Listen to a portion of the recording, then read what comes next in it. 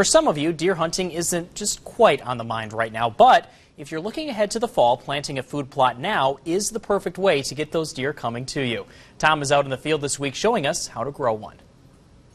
Welcome back to Northern Michigan. We're taking a break from our vegetable garden, the flowers, the trees and shrubs, the lawn, to talk about what hunters need, food plots. Yeah, looking at this land right here, Justin, it's awfully grassy. Do you think it's good to put our food plot in here? Yeah, so with this area, a lot of us hunters, we go into an open area in the forest and we see there's a open spot to put a food plot. Right. And we think Mother Nature left that for us, and that's not true. She hasn't grown anything there in 75 years, and we need to change the soil structure to make sure the pH is right and make sure the nutrient in that soil is right. So when we choose the expensive seed or whatever seed we choose to go with, the nutrient is there to support and grow that seed. All right, how do we make the change then? So you first want to address the pH. If you have a lot of ferns in your food plot, you need to add lime.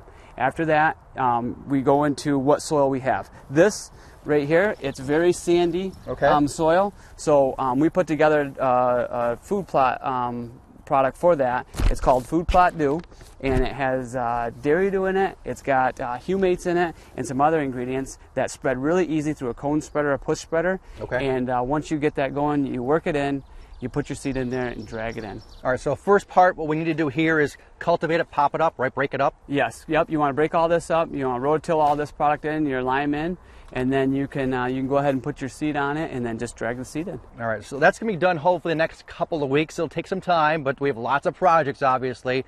And hopefully in a few months, you'll see some great green popping up around here with some great seeds. But again, it's still a little bit down the road, but great for later this fall. That's right. All right, we'll have more details on that. Of course, the garden, the lawn, and everything coming up next week.